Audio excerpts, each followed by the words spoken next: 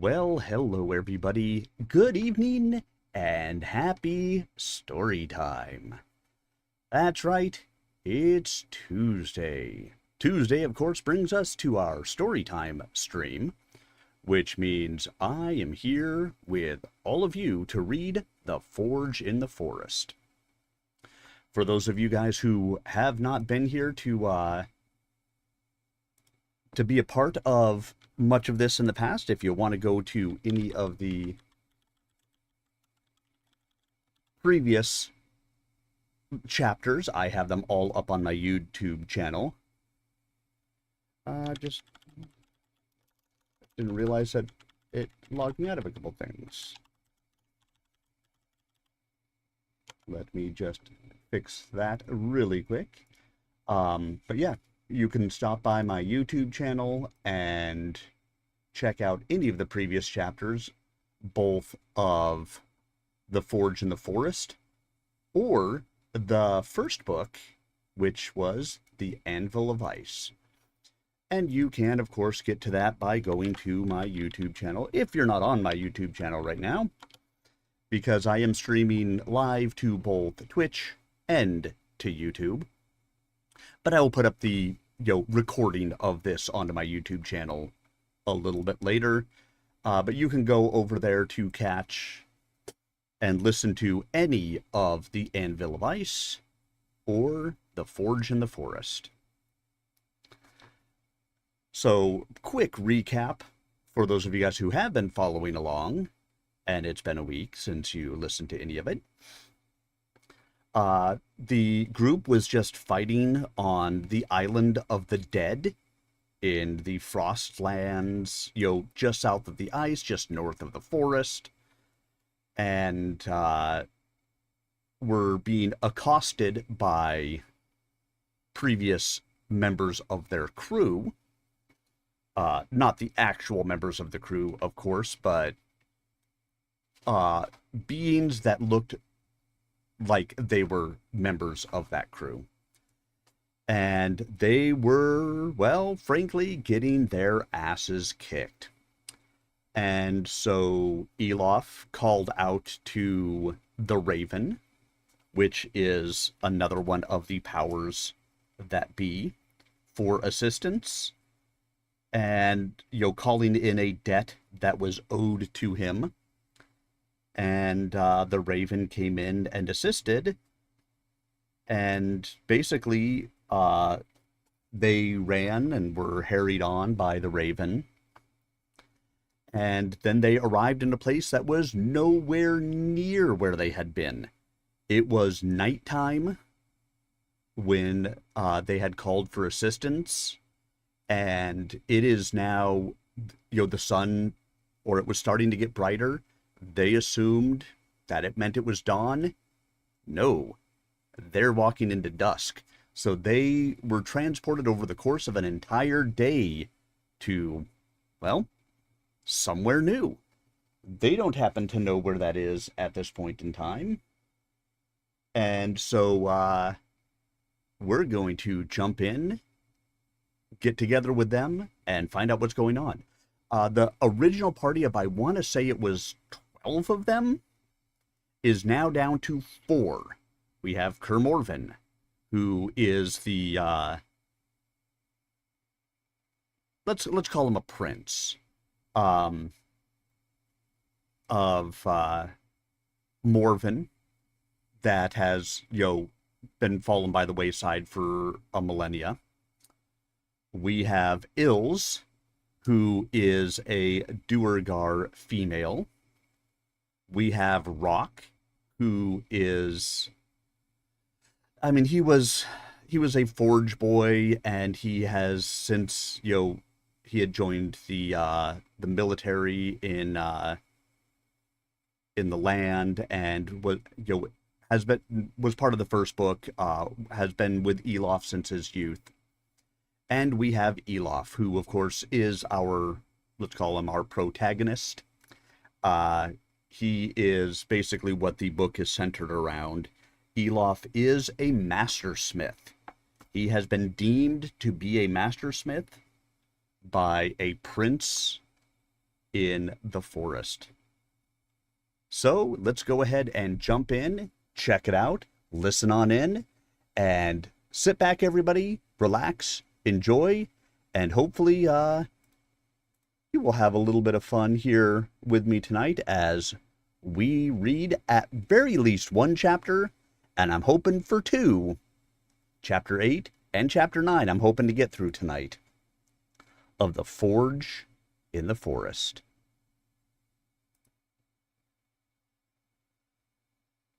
Chapter 8, Dry Grasses. So, said Kermorven stiffly, as if surprised to find he could speak. He smiled thinly. I am glad I never doubted your earlier experience, Elof. Here we are, still together, and it seems none the worse for whatever has become of us. So indeed, said Ilse sharply, fixing Elof and the barren lands beyond in a single, impartial glare. Here we are, and where's here? It still looks like part of Taunla to me, and no better than the one we left, with the night drawing in. What have we gained? Wherever we are, said Elof absently, gazing around him. I am sure there is some purpose in it, though we may have to search for it. Perhaps the rocks would offer us some refuge. A perilous one, snorted Ilse. This whole hill is some huge ancient fall of scree and boulders, with barely enough earth about it to hold stable.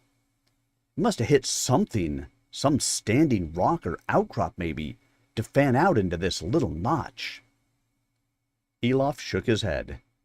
No outcrop. He tapped the stone he had touched in the darkness, and others strewn about. This one, that, those over there. Weathered, but the shapes are still visible. Something of dressed stone. Something man-made, or made anyhow. Ilse shook her head incredulously. Strong enough to break that fall? So it would seem, said Kermorven quietly. Some of the boulders were shaped also.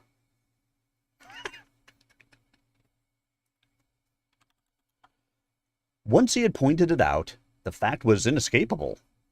Many of those immense bulks looming against the cloud roof had once been subdued to a shaping hand, and this evidence of its strength held them in awe a moment. Then the rough excitement in Rock's voice broke the spell. To hell up with those pebbles. Come see what I've found. They saw him still standing in the gap between two tall stones, staring down as if at something on the ground and beckoning them urgently. He climbed up a little to squeeze his rounded frame further in. Then, with a sudden outraged howl and a deep, bouncing, echoing rumble, he vanished. Elof and the others ran to his aid, Ilse for once in the lead despite her shorter legs, bounding over the loose rock with sure-footed ease. Hold on, she shouted, and flung herself down on the edge of a protruding stone. See, there's loose rubble everywhere. But even as she spoke, the edge where she knelt collapsed. The stone pulled free and tipped her down into the darkness in a flurry of rock and dust. Kermorven, leaping up, made a futile grab at her disappearing ankles. A rumble and rattle echoed out of the dark, and a jolting shriek.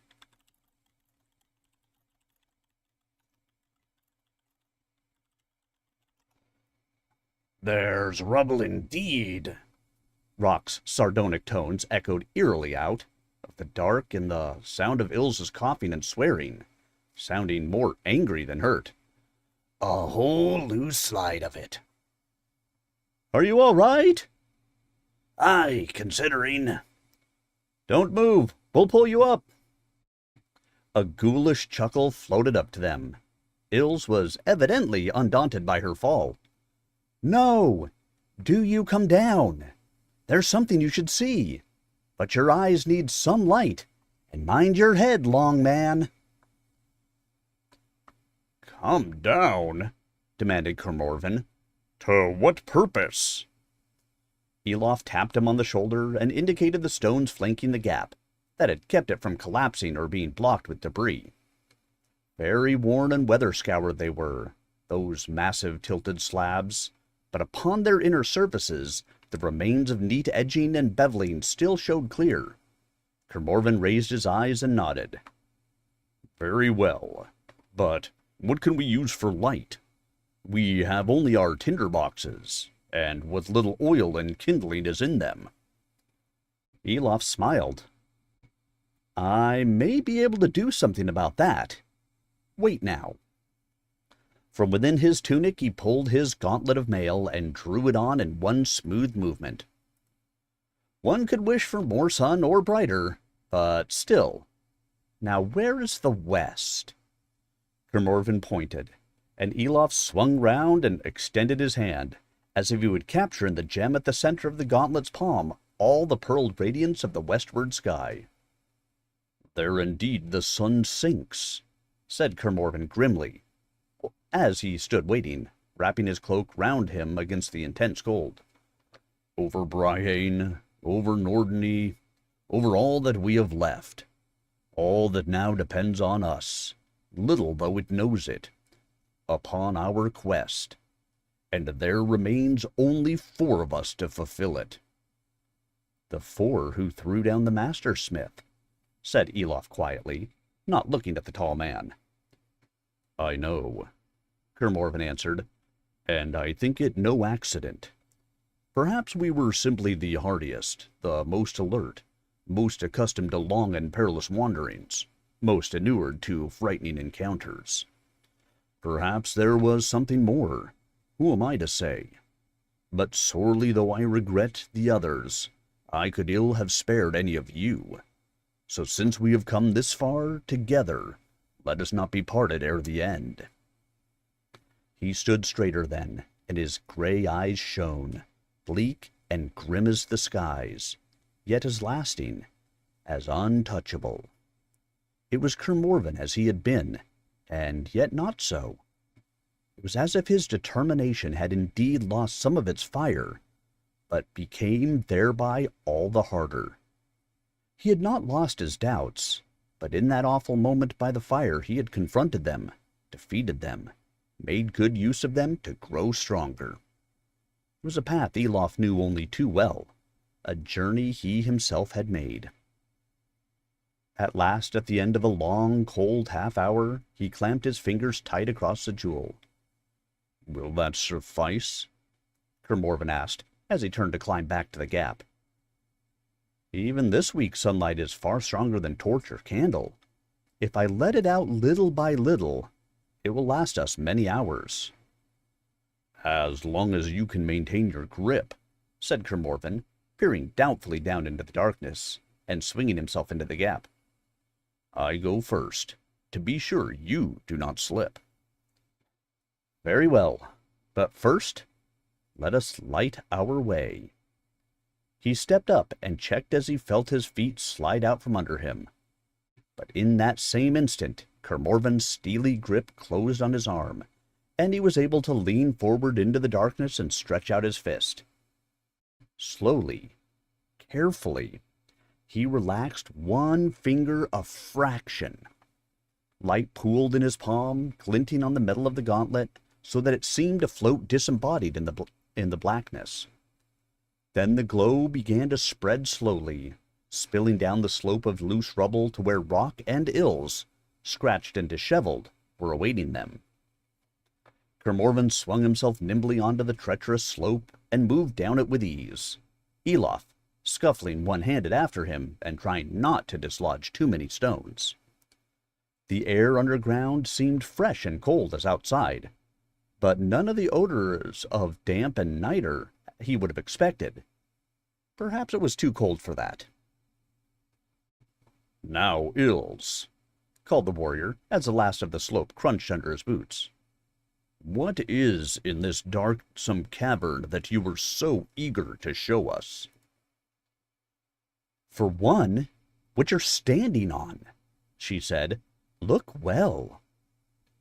Kermorven scraped idly at the layers of dust and dirt with his boot, and then dropped suddenly to one knee, A plain pattern of concentric circles had appeared, in shades of red that shone startlingly rich against the dim dust. "A mosaic floor!" he exclaimed.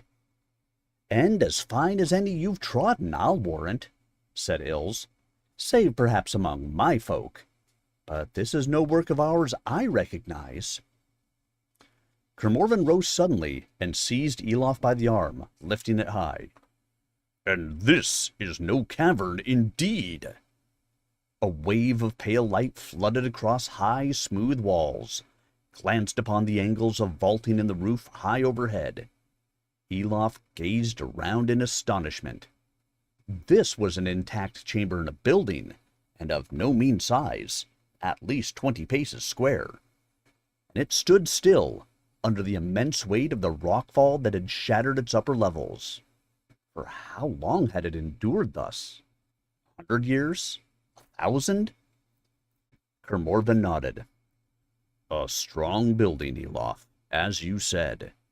But whose, I wonder, was the strength?" Elof looked around in astonishment. "I cannot say, but at least it offers some shelter for the night, this place." "A damned chilly one," Rock grunted. "At least there's no damp, though, and no nasty things crawling about. Nothing live at all." "Not even lichens and molds," muttered Ills. Her wide nostrils flared, and she sniffed. "And I smell no bats, which is odd. They love such places as these. The lands about must be too hostile for them. But as for us," she added, "there's just one little thing more." She pointed to the darkness at the rear, and Elof, retrieving his arm from Kermorven, sent light in the path of her gesture. The sudden flooding glow revealed a wide gap between floor's end and far wall, a well of blackness beneath. "Stairs," said Ills laconically. "Used to be covered by slabs of this mosaic. See their fragments strewn about it now? And as for where they lead, well, it's too black even for my eyes down there. But the air's fresh enough. In fact, it's flowing this way. What'd that suggest to you now?" "A tunnel," said Elof, and whistled softly. "You thinking what I am?" demanded Rock. Kermorven thumped fist into palm. "Karis, this is the purpose in bringing us here. This is what we are meant to find." Elof frowned. "Perhaps. But where can it lead? Around us there is only the waste, and this hill of stones." "They must have fallen from somewhere," Rock pointed out. "A high place we were too deep down in the cleft to see." "A sudden rise in this flat land?" mused Kermorven. "Elof is right to doubt. A tunnel it may be, but how long? Will we have light enough? We should go back outside and scout." His voice trailed off. Beyond the gap, the glimmer of sky had vanished. And there was now only blackness. Night had come again to the withered marches, and it brought them deep unease. "Looks like we'd better camp down here, then, and wait for morning," muttered Rock, but he sounded less than happy with the prospect, and cast a suspicious glance at the sliver of darkness above. "Doesn't seem like much shelter now, though." Elof agreed. "Not open thus to the night, and with a second unknown darkness beneath us? We cannot even build a fire here." Kermorven nodded feelingly. "A tunnel may lead down or up. I think before we decide to rest, we should at least have some idea what lies below. We may find some corner there that is safer, or at least more easily watched." Ills shrugged. "I'm ready enough. I confess, the further I am from that black sky, the happier I'll be." "Then we will take a morsel of food and explore it ere we rest," said Kermorven. "But Elof, hoard that light of yours, and warn us when it grows dim. Its last glimmer is our lifeline. When they had eaten a little and rested, it was with drawn sword that Kermorven led them down the stairs. Behind him, as he commanded, came Elof, arm outstretched and already beginning to ache, and with him, her large eyes peering eagerly into the darkness, was Ilse, whose Duergar strength could best support him if he lost his footing on the rubble-strewn surfaces. Rock brought up the rear, casting many a nervous glance back at the shadows that rushed in as the light passed on. It was no easy descent, for though cut into hard stone, the steps were narrow and steep and hollowed with wear, and at the top they were strewn with rubble that had spilled down. Very deep that stair led them, angling this way and that so that the travelers never knew what to expect round the next corner. But for long there were only more stairs, till at last it came as a jolt to find the next step as level as the last, and hear the faint echoes of their footfalls go fluttering away into air grown suddenly wider, cooler. The stair had become a level corridor, its rounded roof supported by arches whose plainness gave no clues to their builders. Through other arches, other descending stairs opened into it, but at its far end, only a few paces away, there was a wall of blackness. Elof's light reached no further into it than the fringe of an enormous flagstone, and yet somehow, perhaps through a change in air or sound, the impact of space and emptiness beyond was as tangible as a wall. Involuntarily, Elof clutched his fingers and the light vanished. Quickly he held up the gauntlet again, and as he did so, it clinked against metal. Something creaked, slow and harsh, startlingly loud in the corridor. "What was that?" hissed Kermorven. Hastily, Elof turned the light that way, and saw the warrior's tense shoulders relax a little, heavy hinge sockets protruding from the wall, and dangling from them the sorry fragments of what must once have been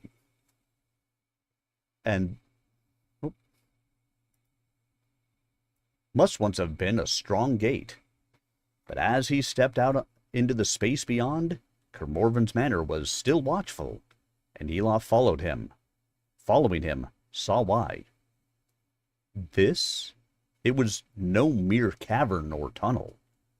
On either side of the gate, the walls stretched out as far as the light would reach. Their stonework was immense, yet somehow rougher and more ancient than in the chamber above. The flagstones, too, were larger, and laid without pattern or ornament. Kermorven gestured to Elof, who very gradually unclenched his fingers a little bit further.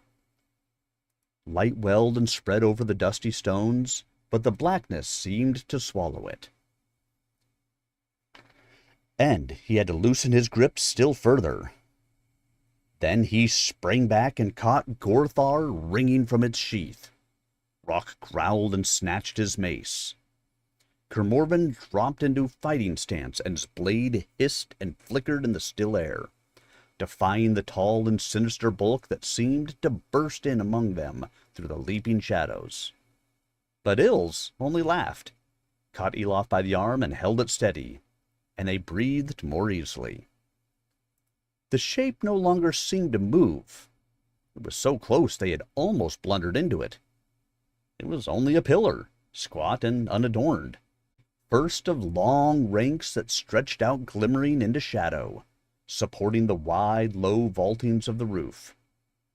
If it had only been higher, this place would have seemed like some great hall, or even the square of a prosperous town, for its walls were pierced with gaps of deeper blackness, doorways and alleys leading away into night. Rock clicked his tongue in wordless astonishment. "Well," whispered Ilse, "whatever this place is, at least it is not small. But clearly it was built more for strength than beauty." "Couldn't be some old warren of your folks, could it?" suggested Rock. Ilse shook her head. The masonry is excellent, but we have seldom built in such a fashion. We favor the living rock. Well, stair and corridor are bare enough, and poor places to linger. We might fare better here. Let us look." They spoke still in whispers, because the slightest sound echoed and carried so clearly in the still air, and because the hall was that kind of place. It reminded Elof of the great tombs and shrines of Bryhane, but with an air of power about it that all their decorations and stained glass could not match. Even when they found many of the pillars cracked or broken like diseased teeth in a healthy mouth, and that a great part of the ceiling had collapsed, bearing a good quarter of the square, it did not diminish the aura of strength. Rather, it increased their wonder that so much more of this ancient stonework still held firm, without sag or cracking that Ilse's keen gaze could detect. Somehow they felt no less safe beneath it, and sensed that strange atmosphere enhanced.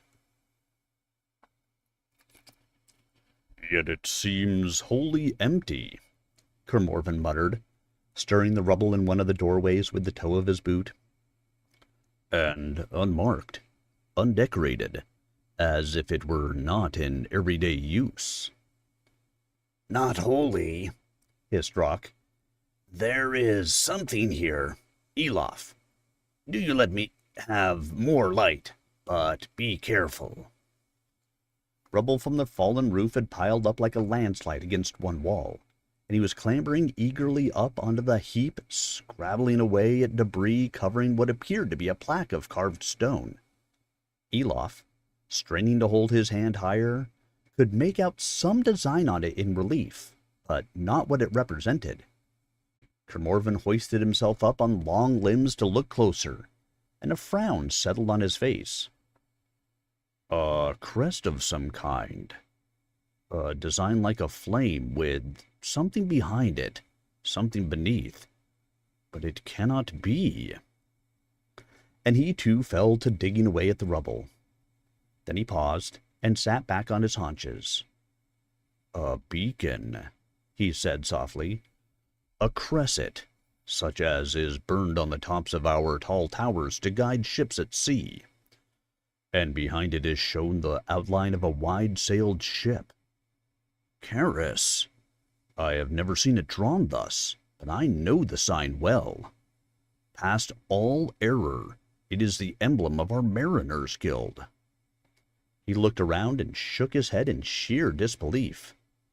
"Then it was my people who built this place." "Aye," breathed Rock. "Must have been. But why? And where are—" The sound that stopped his words was all the more sudden in rising out of such utter silence, the more frightening in being in this sterile place the voice of something alive. But it was not human. It was a deep, coughing growl that came echoing out of the darkness. That it was far distant did not diminish the menace of it, and it jolted them back to the dangers of the realm they were in. Heads turned, bodies tensed, hands caught at weapons, too suddenly. The disturbed rubble shifted beneath them. Whose foot it was that first slipped, whose balance that was lost, did not matter, for none could have avoided it. Elof certainly was not to blame, for it was down upon him that the other slid, and tumbled among a landslide of loose stone and stinging, choking dust. He had no time to resist, nor any hope of it. The slide landed with a thunderous, torrential crash. His legs were whipped from under him, and he fell backwards, arms flailing. His head hit the paving with a stunning ring. His fingers clutched convulsively and sagged open. For a moment, it seemed that lightning struck in the chamber, so bright was the glare that filled it, showing every nook, every corner in stark relief and jagged shadow, setting every mote in the billowing dust cloud agleam and dancing like iridescent jewels. It showed the travelers to each other, sprawled in grotesque attitudes, wide-eyed, disheveled, dust-smeared, blood-streaked from cuts and scratches. Then it was gone. Utter blackness rushed in on them. A darkness so absolute it seemed solid, more stifling even than the dust. Elof, struggling feebly to rise, found himself seized by strong hands and dragged swiftly free of the rubble. "No bones are broken?" hissed Kermorven in his ear. "Good. Get back to the wall, that way. Stay silent." Elof blundered into the cold stone and leaned there, fighting to quieten his breath, to listen in the absolute darkness. It was all too easy to imagine something, drawn by the noise, rushing towards them. But after a moment, he heard Kermorven's urgent whisper again. "Nothing stirs, so we have a few minutes at least. Is all the light gone, Elof?" "Yes," he choked. "I am sorry." "No fault of yours. Ills, if you can see anything." "Nothing," she gasped, her voice shaken. "Look back," whispered Kermorven harshly. "Do you press your back flat to the wall here, so, and you'll be looking back the way we came, to the stairs. Some faint glimmer of light might yet filter down." "Still nothing." Her voice was shaking, and that was a rare thing. "It will still be night out there." "There might be moonlight," insisted Kermorven with savage urgency. "Move your head about. There may be a pillar in the way. Come, girl, you are our only hope." "No," she sobbed. "I have walked too long by day. If we wait till dawn—" "Ah!" "What?" "Light. Very faint, but true light. But that cannot be the way we came down." "We have no choice," muttered the warrior grimly. "Even if it leads us into that beast, that way we must take. To linger is to court the same fate, for surely it will be able to hunt us by scent and sound." "And if there are more stairs on the way? Or worse obstacles?" demanded Ilse. Metal tapped softly on stone. "I will feel my way with my sword, but the nearer we come to the light, the better you should be able to see such things.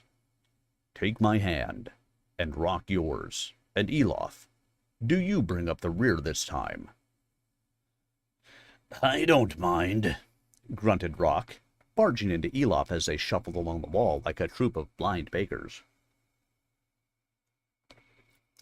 "Kermorven is right," Elof whispered. "Gorthar is sharper than your mace for anything to run onto it in the dark." "Quiet, and follow," said Kermorven, and his voice had his sword's edge. "Now comes the worst of it." And indeed it is recorded that, although there were dangers as great, few hours in all that long journey seemed worse to Elof than that travail in the dark. For in the blackness he could do little but find one footfall after the next, sliding and scraping across the stones, and listen and think. He lost a sense of the passing moments, and the fires of his fancy burned high. It brought back to him the stairs of Vade's tower, and the black emptiness he had sensed there, the wrath and regret that churned the very dark. Here, too, the dark seemed full, but of no single feeling. It was empty, yet filled with complex patterns, like the molds for some intricate jewel. It pressed in on him like a vast crowd, insistent, demanding. Were they the builders of this place, these thronging phantoms? He sought to separate them, to bring some distinct image of them into his mind's eye now that his outward sight was made useless. but what rushing towards them? But after a moment he heard Kermorvan's urgent whisper. Oop, wrong way. But what rose up before him was a single face, a startling image that faded even as it became clear.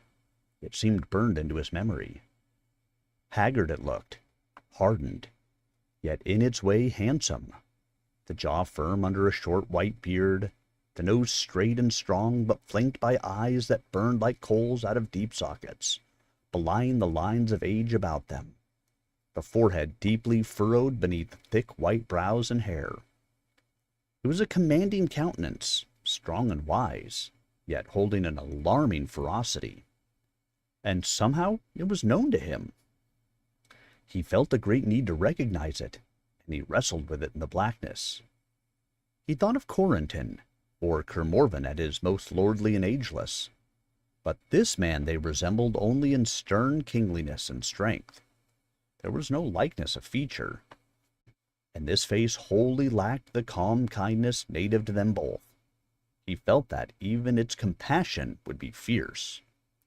It puzzled and haunted him all through that dark time, and for long thereafter, ere he came at last to the truth of it. How long they walked thus in the blackness they never knew. Elof could gauge it only by hunger and thirst, and lack of sleep. He was not hungry when they set out. He was ravenous ere the end. He thought it foolish to dwell on that. Time enough for food when they had light. They had their packs at least, and Kermorvan burrs also. There was food enough for a few days, if they were careful.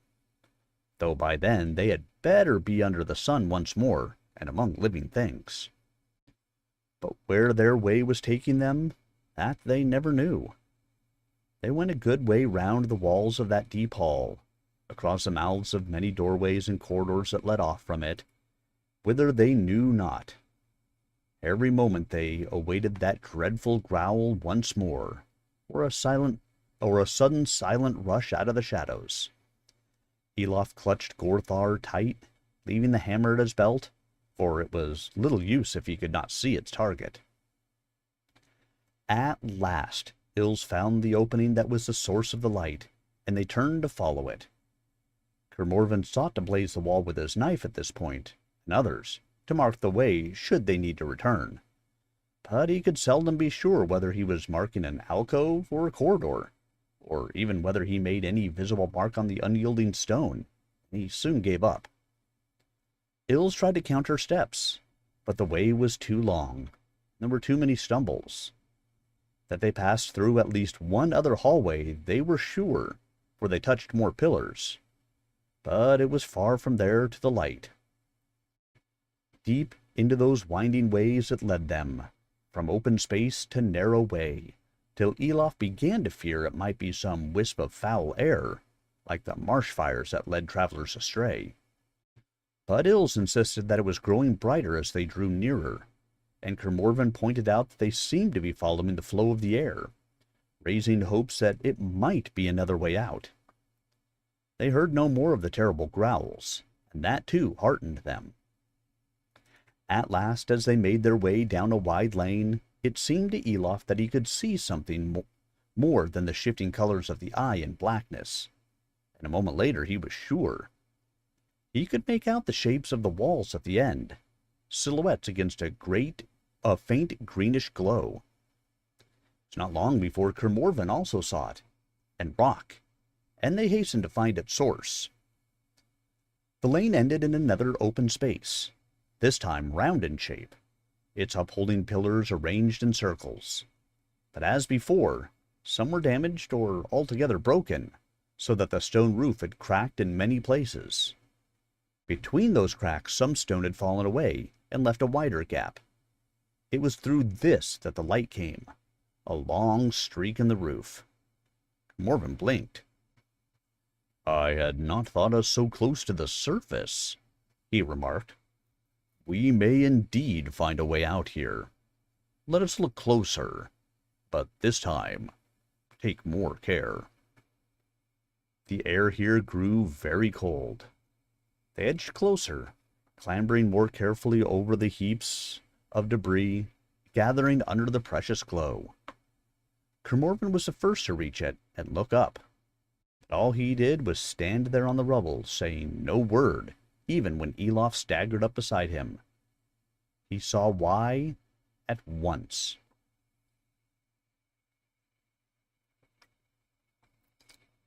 The roof was not open, and there was no sky beyond it. It was a pallid greenish radiance that filtered down, such as he guessed might be found in the depths of the sea. Too dim for any eyes of men save those long deprived of better. The crack laid bare a solid surface like a seam of quartz, a soiled translucent white in hue. Elof, his brain numbed, reached up to touch it, but Kermorven seized his wrist. No need to risk that, he said in a strange, half-choked voice. I know what it is, and so also I know now what this place must be. He stared around them, wide-eyed, his face and voice a weird blend of feelings. It is far that raven has borne us, very far. Beyond Taun La we have come, to the margins of the ice, and beneath. For there we see it, above our heads. That is the ice itself. A cry of disbelief rose to Elof's lips, and died there unvoiced. He saw as much on the faces of the others. They stared up at the riven roof, shocked, unbelieving, yet unable to deny that pallid whiteness shining through the rock. But it can't be, he heard Rock whisper in protest. I mean, if there's a whole great thick glacier up there, then how's so much light getting through here? It might be the bottom of a crevasse, muttered Ilse. Cracked deeper, perhaps, by the collapse of the roof. She hugged herself and shivered. The ice. I have seen it before, but never so close. Elof nodded. I have trodden it, crossed a narrow stretch of it. Evil is that memory, but never did I dream of passing beneath it.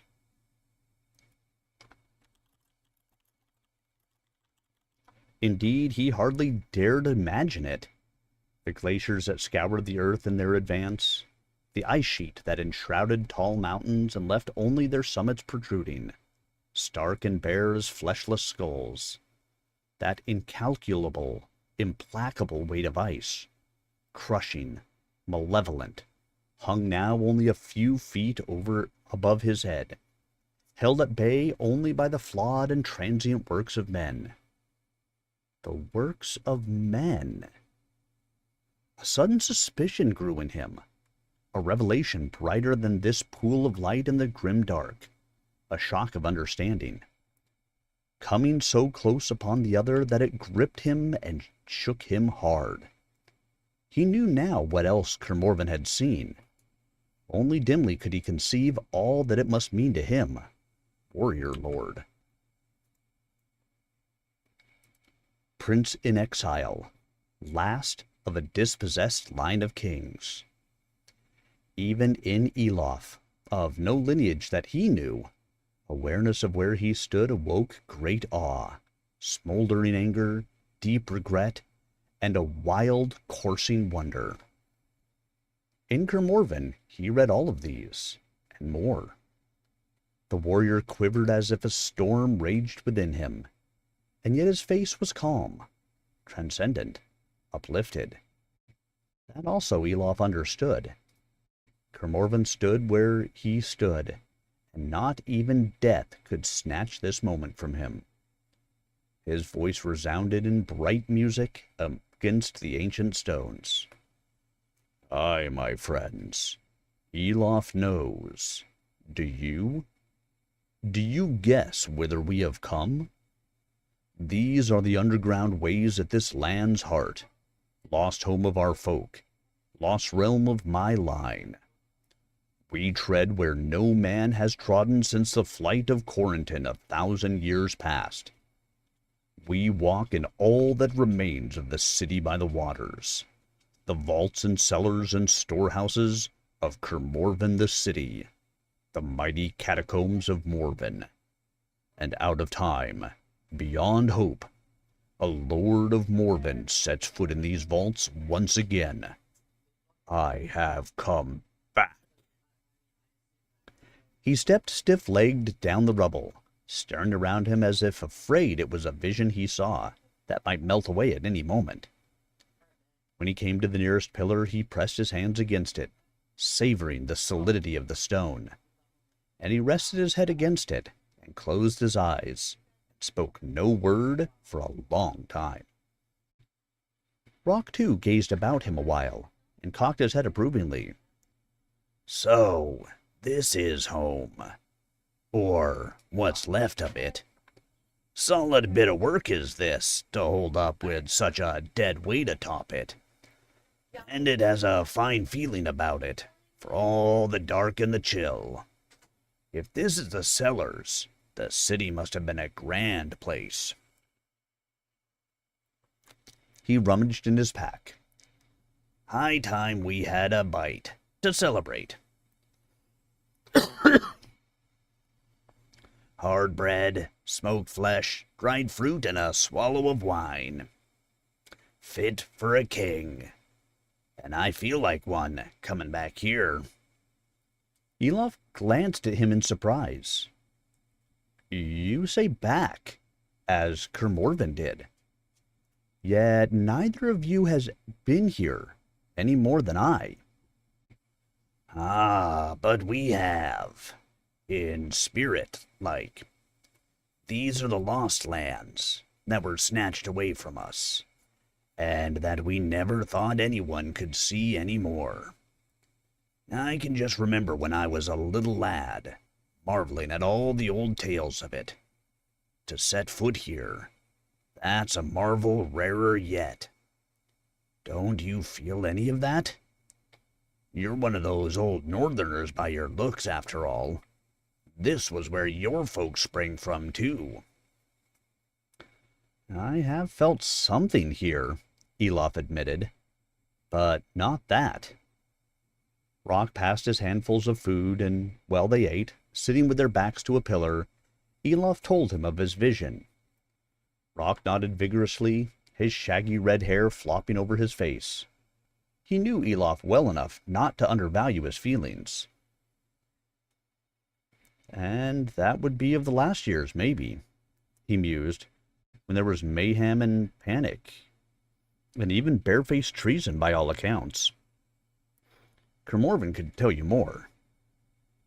Oh, that face you describe might belong in such a time. The ending was noble enough, aye, but the last throes were savage. They gave Kerbrahine that bad beginning. Come back to haunt it now. Still, it's the nobility that lasted here, I reckon.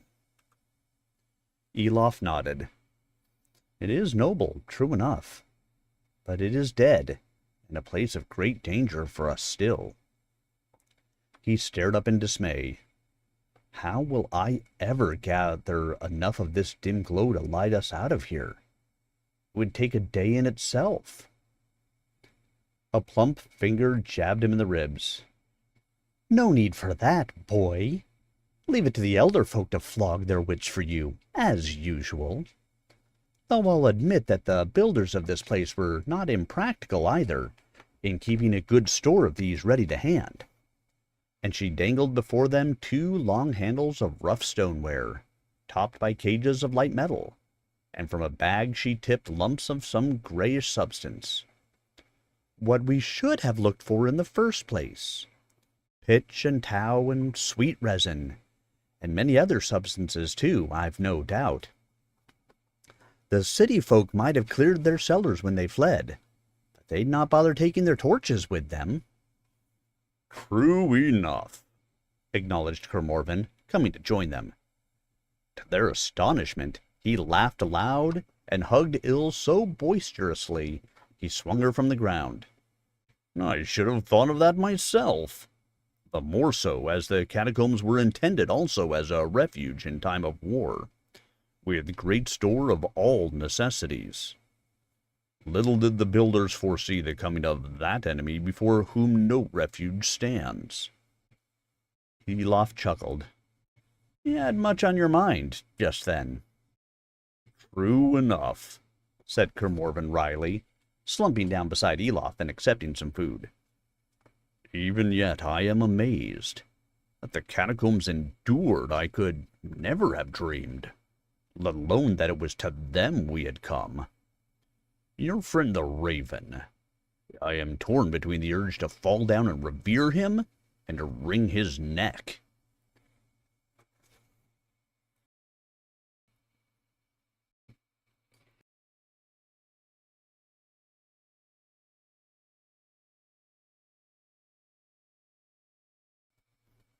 And do I not know that urge? Said Elof with deep feeling, and they chuckled. Hemmed by darkness as they had been, the promise of light made a vast difference to their mood. And when they had eaten and rested a few minutes, Kermorven swiftly grew serious. These catacombs, he said quietly, glancing around him. It is good, very good to have trodden here. To have sat at ease beneath the very citadel and strength of our enemy only adds spice to the drink. But let us not forget that is where we are. Great as it once was, it has become dark and perilous, and even I have neither wish nor cause to linger. He caught up one of the link holders and thrust a torch onto the spike at its heart. Let us see how well this burns, after 1,000 years. Rock was already flicking the wheel of his tinderbox. A fragment of smoldering kindling laid upon the dust-grayed pitch sank and smoked a moment, then blossomed to a flare of bright orange fire that set the shadows capering and dimmed the pallid icing to nothing. The other torch flared as easily in its flame, and that one Kermorven took. And when you feel able, Elof, do you capture a little of the torch fire and give us safeguard once more? Now, let us be gone from here. At once, though, it became clear that this would be no easy task.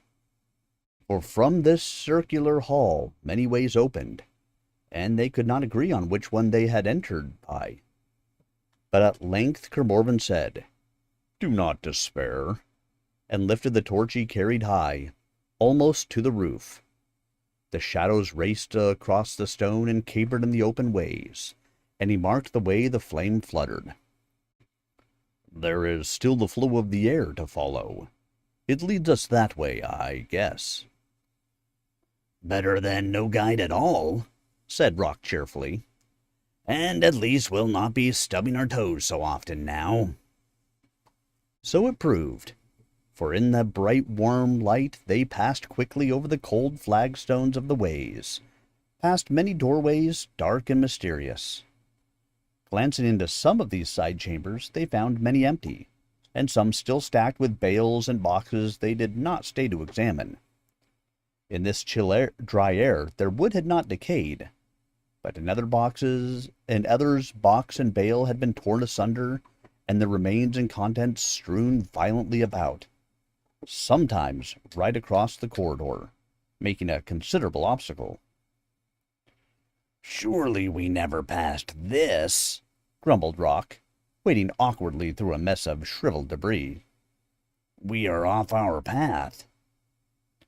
If you know another way, take it, Il snapped, kicked the rubbish from her boots.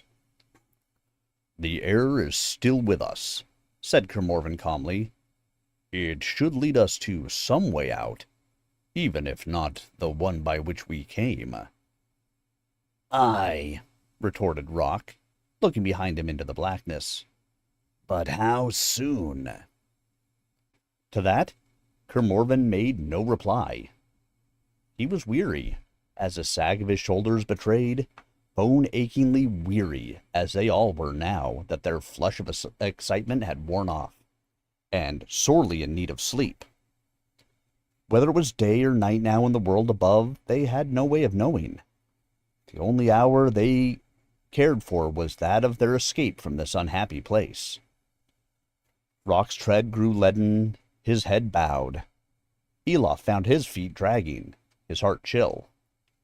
Only Ilse, invigorated by being below ground, seemed to keep her strength, her wide eyes gleaming, her heavy boots skipping lightly over the flagstones with scarcely a sound. "Yet this is not my world," she muttered. "We live among soft light and even winds beneath the living stone. And if not those, then sooner harsh sun and bitter weather upon the stark surface than this lifeless shell. Here, death alone reigns." How truly she spoke, they were soon to find out. It was some hours later that the corridor again opened before them, into the curved wall of a small hall shaped like the half-moon. 3 other ways joined it, but the airflow led them to the straight wall opposite, and the great double gateway of steel bars set in it, most skillfully wrought and ornamented. But both outer and inner gates had long ago been twisted and half torn from their deep runners, leaving a gap through which even Kermorven could pass without ducking. Ilse sniffed the new air disdainfully. "Do you not smell it? A faint rankness in it, like an animal odor. It might be bats, and that would bode well, since they must live within reach of a way out." "Can't be too soon for me," grunted Rock. Behind the gate lay a single corridor, wider than any so far, and as they held up their torches, the walls seemed to spring to life around them. Carvings covered them from floor to ceiling, delicately detailed but vivid and forceful, figures in low relief of men, women, beasts familiar and strange, tall ships and high towers, wide lands and mysterious horizons. And every now and again, as they moved down the long walls, the strangest figures of all appeared, human in aspect, but so eerie and vast, so idealized in their setting, that Elof knew he must be seeing images of the powers. "That is so," said Kermorven, gazing about him in delight. "This looks to be some private fane, or other place of reverence. For here are depicted tales from the early days of the world, before the coming of men or Duergar or any living thing, when it was given over to the elder powers for its shaping, and then to the new for the coming of life. Then it was, say the tales, that the elder powers rebelled, refusing to hand over the custody of what they had shaped and grown to love, to be used and drastically changed by mere growing things, plants and beasts and men." Rock snorted. "More fool they. A barren love, that, for a lifeless world. What was there in it worth their interest?" "More than you might think," Elof told him. "For there is beauty and order in the patterns of matter that does not live. Think of the slow change and flowering of crystals. Might not a snowflake or spar or gemstone be to them as a flower to us? Or at the other extreme, might they not find beauty in the roaring energy of a volcano, the thunder and lightning of great storms, the ceaseless motion of the waves? We can, at times. Even the ice can be fair, very fair." He looked at one tall image of a woman, unclad, stately in her beauty, standing amid what seemed to be the waters of a waterfall, save that it hung above mountains, and its flow and billows were all of stars. Kermorven looked at him and nodded somberly, sharing a memory of majesty and terror. He pointed to the frieze around the image, within which, in archaic characters, a name was set. Ilse lowered her torch and spelled it out. O Taunatar. She tilted the torch away hastily. There's beauty you may have for my money and well rid. Why put her on your walls? You neglect the best and greatest of the elder powers, the one who never rebelled, him we most revere. Ilmarinen, nodded Kermorven. He lifted his torch so that the flames spilled and smoked along the roof, and waved a hand at the wall opposite. From floor to ceiling, a single vertical slab was set in it, graven with a single vast image. He was neither forgotten nor neglected. See him there, much as your folk portray him, Ills. Ills sniffed.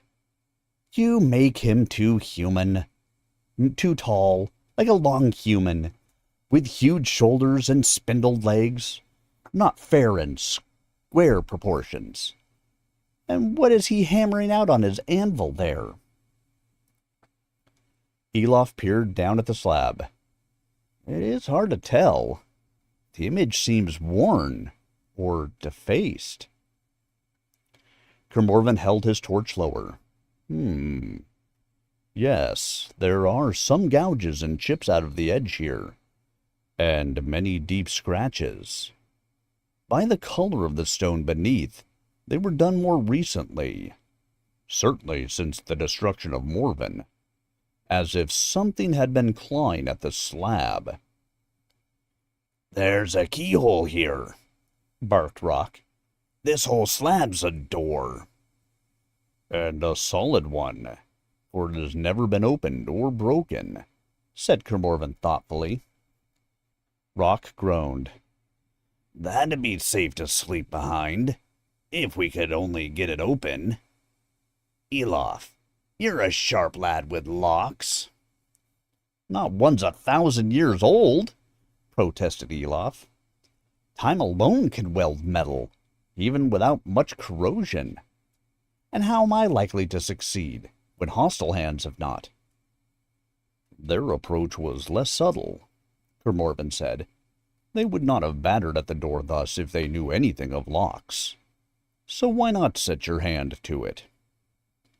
Elof sighed, took his bag of tools from his pack, and extracted a light hammer and some long shapes of bright metal, strangely wrought and twisted. There will probably be 10 open doors further down the corridor. Something open that suddenly becomes shut may attract a certain attention, countered Kermorven dryly, watching Elof tap all around the lock, feeling the vibration with his fingertips, then pass the long probes into the keyhole and tap on them. Well, do you think you can do it? Elof shrugged, produced a little bottle of fine oil from the tool pack, and dipped a probe into it. Who can tell? If it is as simple as it appears, I doubt that.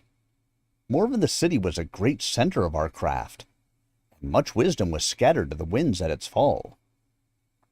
Yet, it had to start somewhere. If that lock was old even at Morven's fall... Elof's irritation flared. Then the accursed thing really will be set solid. Quiet, and let me work. Kermorven smiled tolerantly, and strolled a little way up the corridor, gazing watchfully into the dark. Rock and Ills joined him, peering at the carvings and talking in low voices. What do you reckon that place might be behind there, anyway? Muttered Rock, suppressed excitement in his voice. Some secret hideaway? Kermorven shrugged. It is hard to say. For people, you mean, or treasure. That is less likely. The lock is not well concealed, and the folk of Morven must have known there was no hope of rescue or recovery in their lifetime, or their descendants. But many old houses of Kerbrahine have some kind of hidden entrance or stair. You mean that could be the lower end of some such thing? Ills demanded. Leading to an escape, perhaps? Perhaps. But do not build up your hopes. For now, I will be content with some place to rest. Elof pursed his lips and went on probing at the lock. He had sprung its levers free. Oil was spread liberally over the channels where the key should travel, and he had traced their shape. It did seem simple. Too simple to deter any save the most casual attempt to open it. Perhaps they had thought the great gate protection enough. Next, he must twist and tap a scrap of stiff wire into the shape of the wards, held in grippers. That should slide the bolt, if it could still be moved. He maneuvered the wire into place and began to twist it, squeaking and scraping through the channels. Up it went, up, and he became aware without turning that the others were breathing down his neck, tense and silent. Slowly, with all the delicate strength he could muster, he twisted it to the very top of the lock. Then it was as if fire and ice flowed into his arm, a convulsive, tingling shock that must have showed on his face. "What is it?" Kermorven hissed. "Are you all right? Can you not?" "I am a fool," snapped Elof between clenched teeth. "Who would place so strong a virtue upon so simple a thing? But there it is, a force of stern authority such as I have seldom encountered." "To what effect?" Ills whispered. "I don't know," muttered Elof. "It was too quick. I wasn't ready. I must—" Gritting his teeth, he twisted the wire once more, hard. Again that pain surged into him, but this time he met it, endured it, opened himself to it, and sought to read the resonances it awoke within him. A feeling grew in him, which became a note, a phrase, a line, a complex net of surging music. And in that music he heard words of stern command. "Look to the lock. The wards are of fire. Of ice the bolt. It stings. It burns. The hand that turns, that lacks the right, that serves the ill. It scorches. It freezes. Its strength shall consume you. Fall back then, false that you are." "Ah," he murmured. Never before had he been so clearly aware of the virtue within a work. It was as if words were reinterpreted, remade within his mind, as if the voice of that unknown smith of elder days spoke to him, self to self, through the power of their common craft. Eerie he found that, and daunting, and yet at the same time its sheer clarity aided him. "It says only one with authority may open this door. Ancient and arrogant and strong it feels. Older than the metal of the lock itself." "Is that possible?" demanded Rock. "If the lock were repaired piecemeal over many years, yes. And if that virtue were made strong enough in the beginning, which it surely was." Kermorven growled with impatience. "Then you cannot open it?" "Not directly, but let me think." "It would be a strong force indeed," he heard Ills murmur, "that could resist what is in him, if only he can bring it to bear." Elof searched his mind with growing impatience. In what would the lock recognize authority? A key set with a matching virtue? But keys may easily be lost in the course of time, and that spell was meant to last. Was that why the lock was made deliberately simple? So new keys could easily be cut, and used with some greater authority, less likely to be lost? Any number of locks could be secured thus. Most men would need some outward emblem of authority, imbued by smithcraft with virtues of command. But a smith might manage with a simple form of words, if only they were the right words. Or strong ones. The arrogant sting of that spell, the shock of pain, and the contemptuous dismissal in the words, these had roused a great impatience in him, and it swelled now to danger. Kermorven had bidden him open this door, and who now was lord of these ruins, if not he? Elof bitterly resented being so daunted by this ancient force. He would meet its demand for authority with his own. He would create a counterpoint to that wild music, an answer to those challenging words, as surely as he had shaped wire to ward. And with that thought, his impatience turned to a harsh, insistent rhyme, a chant of authority no less imperious than that upon the lock. He leaned his head against the cold stone, and though he muttered the words, he seemed to feel them batter against the guardian thought like a forging hammer, like that of Ilmarinen in his image. By the self that hears your singing, and the craft that burns within me, by the strength I turned to evil, and the evil that I withered, by the skill that I have nurtured, by the knowledge I have gathered, by the courage of the seeker, and the quest that now I further. These the rights you shall acknowledge, these the strengths you shall bow down to. You, a singing of the old world, you shall hearken to a master, as a shaping to the shaper, in the image you are set in. As a rightful lord has willed it, by that will I bid you open. On the last word, he gripped the wire and twisted, this time with all his strength, ignoring the pain that lifted before him like a forbidding barrier. Then suddenly, astonishingly, it was no longer there. The lock was turning softly, silently, the bolt sliding smoothly back from the socket it had lain in 1,000 years or more. Elof let out a great sigh and sagged down on his knees, still clasping the grippers. Under his weight, the slab creaked out a little way from the wall and stopped. "Bravely done, my smith," said Kermorven admiringly, as Rock helped Elof to his feet. "Do you rest now, for since your skill has freed the lock, let mere thews do what remains."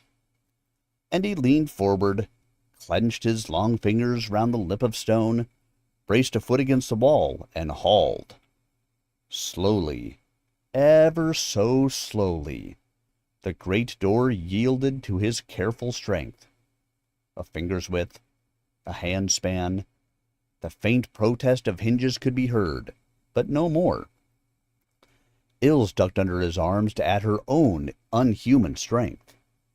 Her shoulders tensed, the muscles stood out on her shapely limbs, tracing the shape of the heavy bones beneath. The slab advanced a handspan more, and in its exposed edge metal glinted, a diamond-shaped plate of tarnished bronze that could only be the lock. Upon it were incised many characters, but it was the cartouche upon the square face of the bolt that caught Elof's eye, that sowed within him a sudden unease. So fierce a challenge on a lock so simple. Those characters, that pattern, he had seen them on other bronze. His hand flew to his pack, to the wrapped shape of the scepter, and he saw at last what crooked shape it must be that Ilmarinen forged. That carven door must symbolize royal command, the power those characters embodied, and so he had misread that challenge. Not arrogance, but a stern decree of state. "Kermorven, hold! This may be no common hiding place." But he was already too late. Under the unison of strong arms, the stone was swinging outward with a momentum of its own, sending ills hopping out of its path, Grimorvan striving to halt it lest it be torn from its protesting hinges. The torches fluttered, and from the open doorway the darkness billowed out like curtains in the wind. A slight rush of air swirled out after it, a waft of odors strange to the cold corridors, a heavy, stifling weight of dust and must, a strange scent tinged with a thin spiciness, with aromatic resins and pungent balsam. It was such a smell as antiquity might have, the dust of withered summers, of faded years. Grimorvan, releasing the door, swept up the guttering torches and stepped over the low sill into the chamber beyond, holding them high. They flamed up and flared. The blackness cowered away at their fire and fled down the long chamber before them. For a moment, Grimorvan's tall shape hid it from the others, but then he seemed to crumple as if struck. His cloak billowed about him, and he sank down to his knees, the torches sagging in his hands. Red light and long shadows surged up the walls. Strange shadows they were, from the high slabs and pedestals of stone ranged along those walls, from the still shapes upon them. Grimorvan bowed his head low in the somber glow. "What ails you, man?" Elof whispered, hardly able to speak aloud. Grimorvan made no reply, nor showed that he had heard. "What is it?" persisted Elof, even more unnerved. "What place is this?" To those who knew him less well, Grimorvan might have lacked expression, have looked like the graven image of a man painted into life, yet tinged with the stone that lay beneath. And they might have asked, those who did not know him, into what unimaginable depth or distance his gray eyes stared. His companions, each in their own way, knew better, saw the play of feelings inside him like the cloud shadows racing across a hill, like breath upon glass, heat through iron. His stony lips stirred, but it was not to them he spoke. "All that we were," he murmured, and shook his head, almost in disbelief. Rock, hearing the words, looked around him quickly. It can't be," he burst out. "We've not." He bit his lip, and to Elof's astonishment, he looked ready to turn and run. Grimorvan repeated the word softly. "All that we were passes, a sheaf of dry grasses, that come in green meads blue, to this end ere we come, passed on scepter and crown, justice and rule laid down.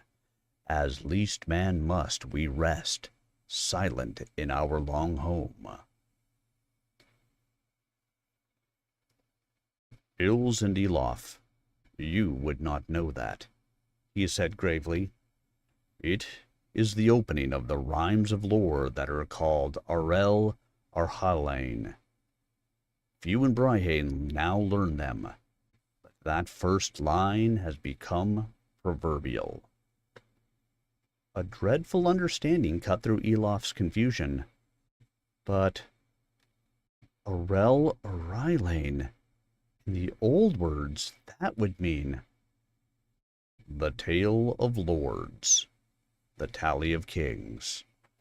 Exactly so. And you could say you stand among it here, its living self, or that once lived. For as you feared, this is no common hiding place. We have strayed into the crypts of the ancient king's house, and by your craft laid open the place called Dorgal Arhalan, vault and tomb of the kings of the realm of Morven, the deepest hollow of all that land. All around us they lie.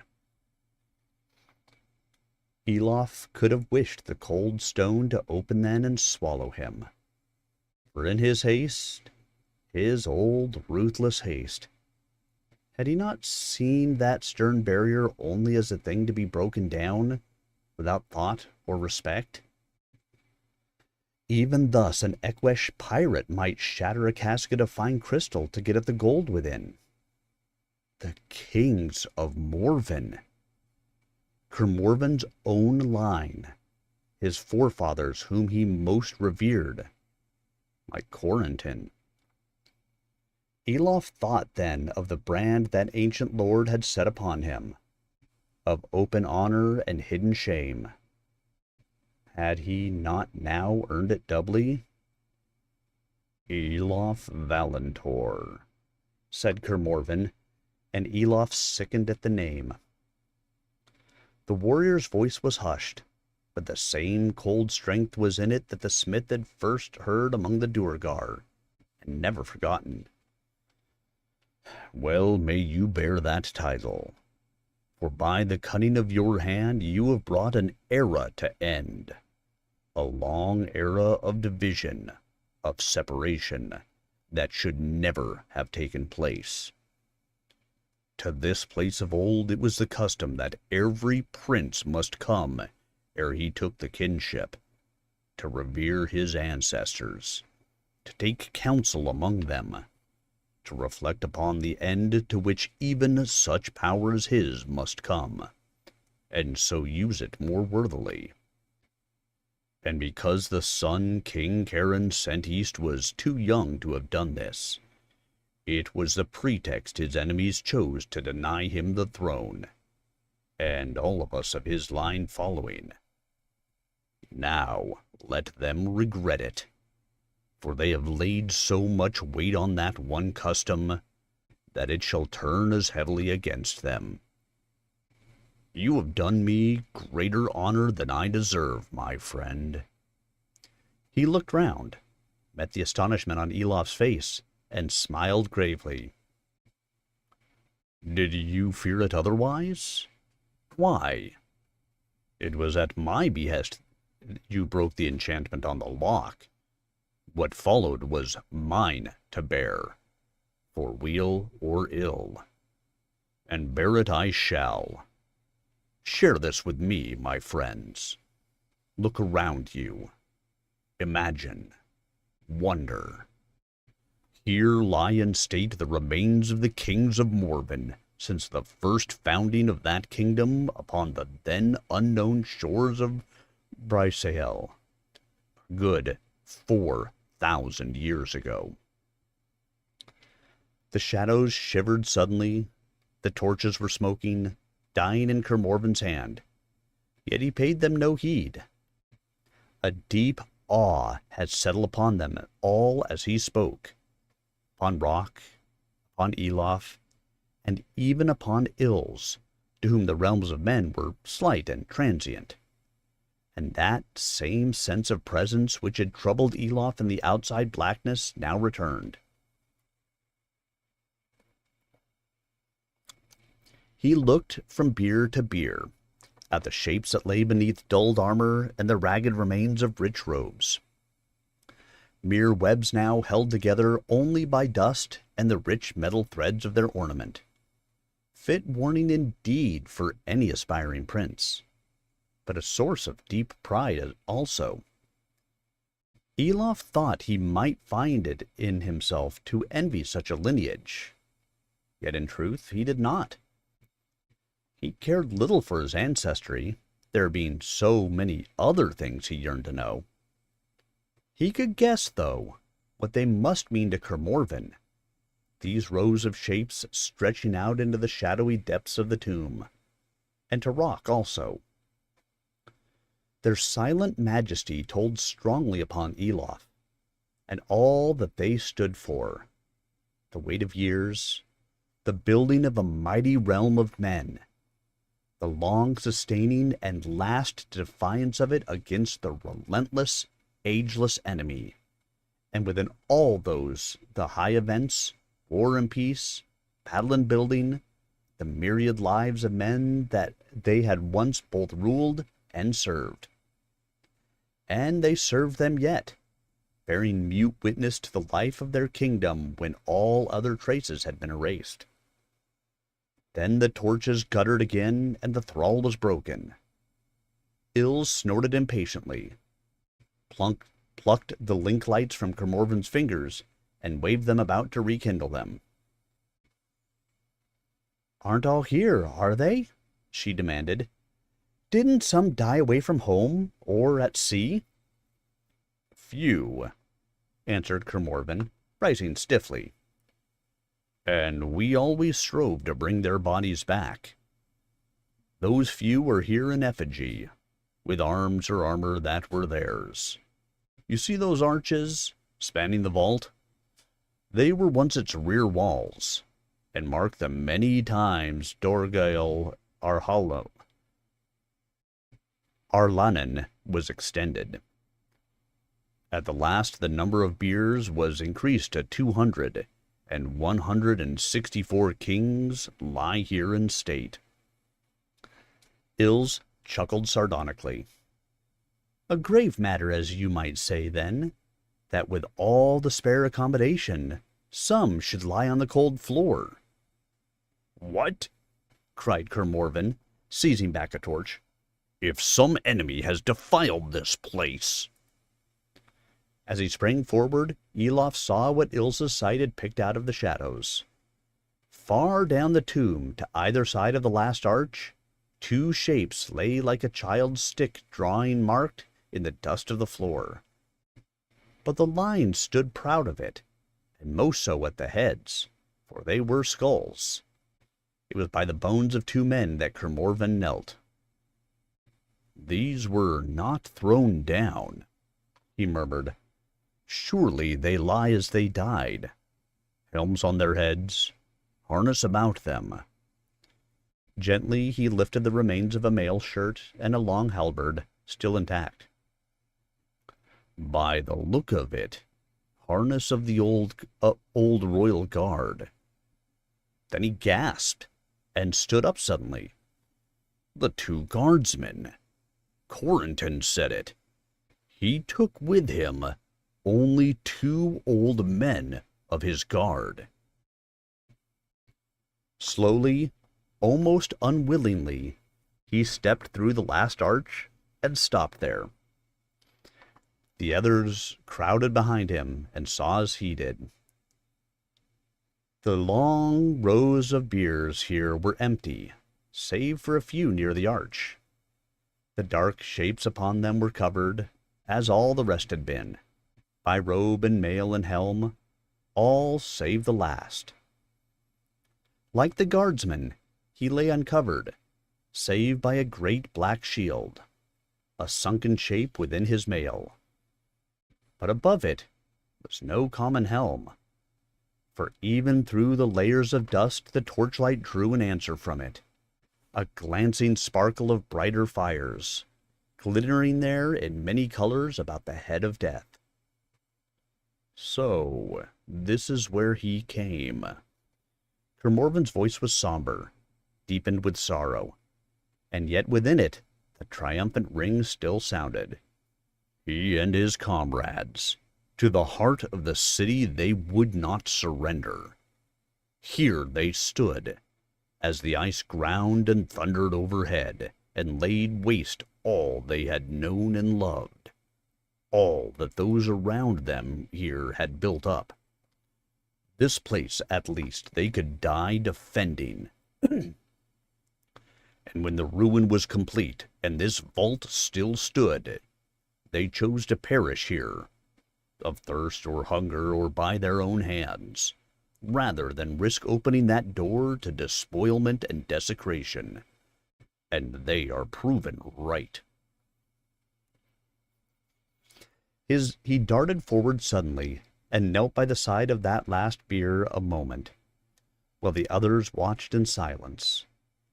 Then slowly he rose and reached out with hands that shook to the figure that lay before him.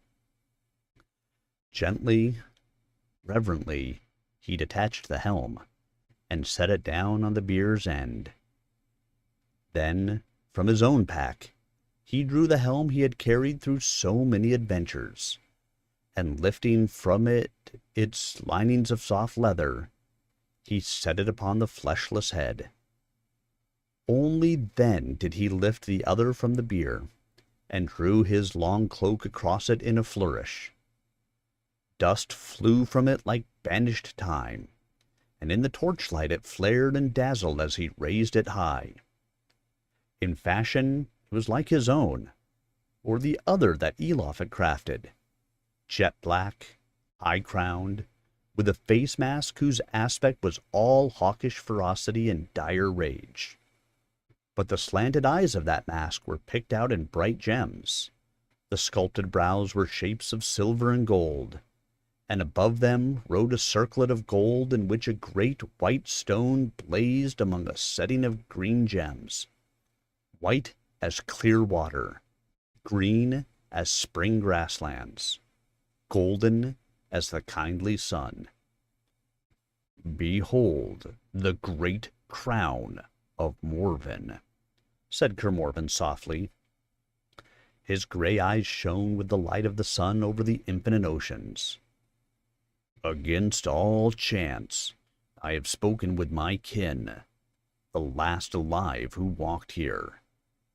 Here I have come to what remains, to Kermorven itself, Morven the city, to him who sleeps here, its last king.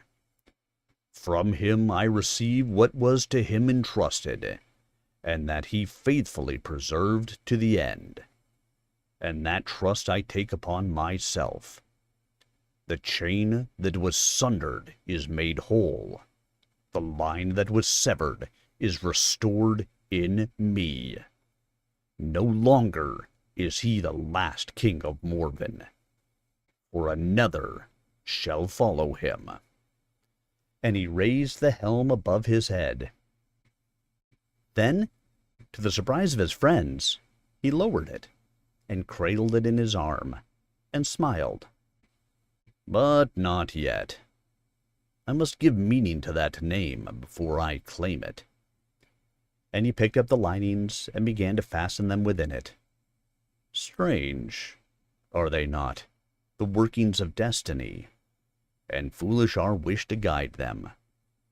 For Charon, my ancestor, sent the great scepter of Morven westwards, that his son might have regalia of royalty in his new kingdom, but kept the crown for himself, that it might remain in Morven as a symbol, I guess, of continuing resistance to the ice. Yet in the chances of time it was the scepter that was lost, and it is the crown that now passes into the hands of his kin.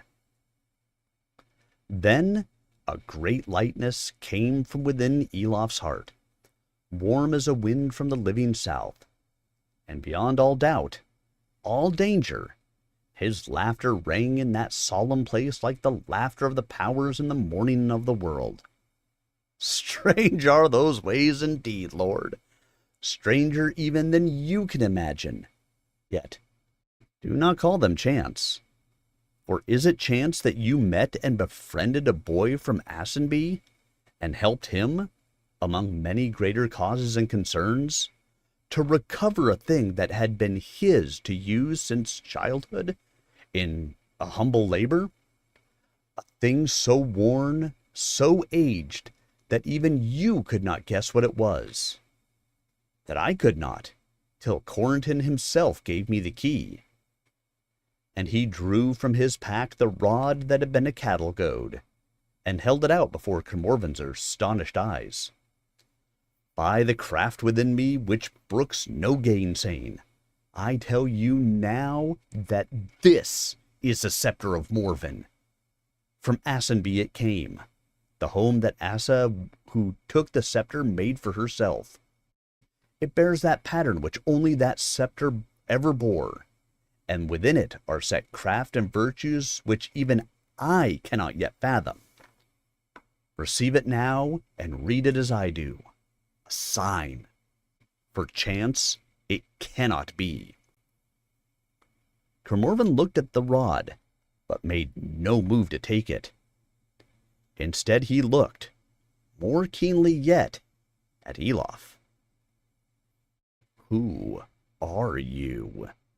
he muttered. "Corentin knew you.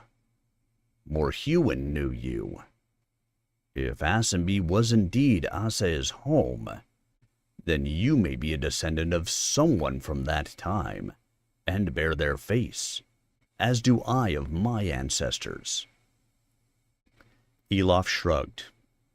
"I was not born in Asenby. As to who I am, you have named me yourself. I've told you what little else I know." Kermorven inclined his head sternly.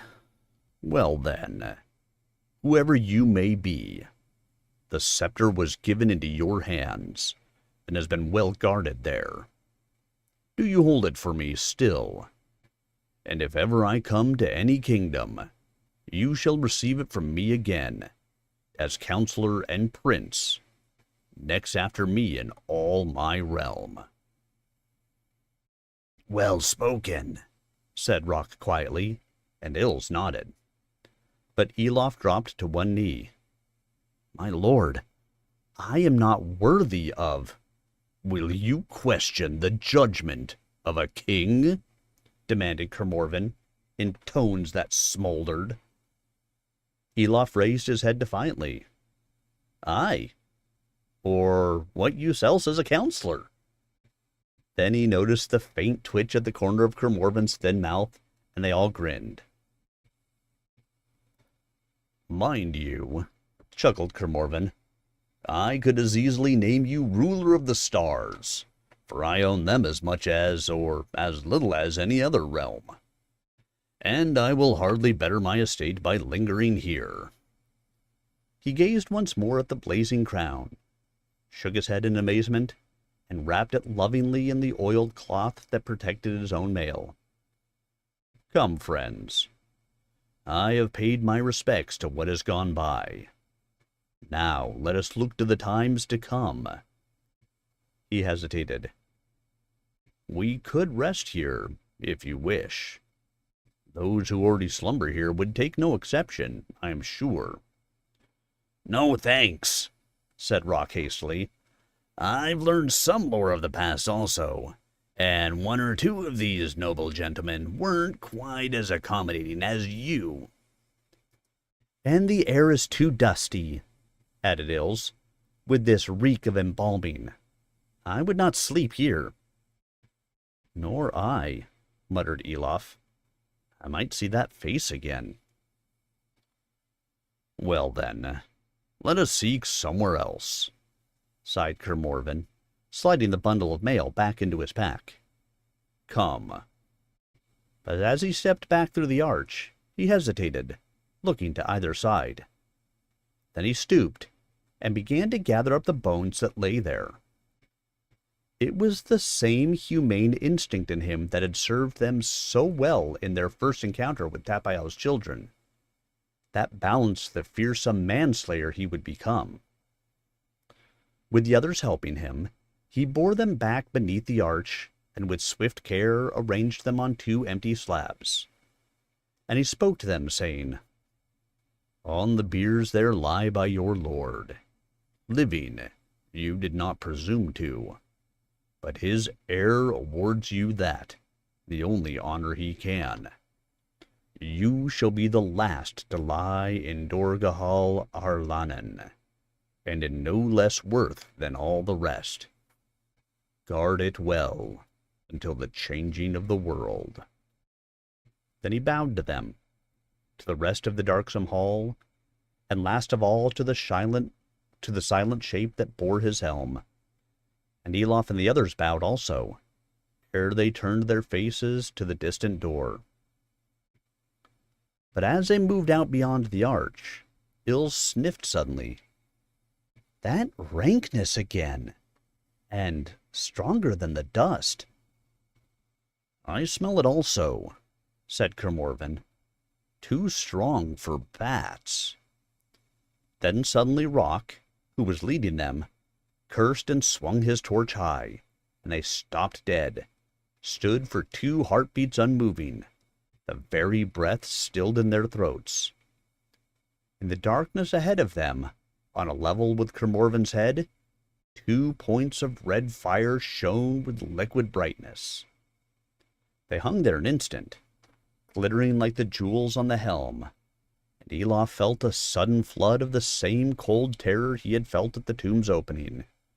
For he knew that they were eyes, but they were too wide apart to be human eyes, and below them he made out a glint of white, glimpsed jaws, long and narrow, floating in the dark as if disembodied, yellowed fangs linked by streaks of saliva.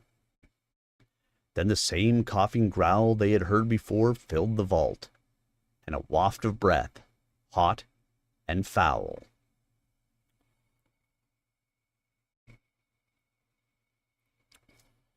So much Elof saw in that unmoving moment. Then he felt a sharper wind whistle by, like the sweep of a sword cut. But it was no sword.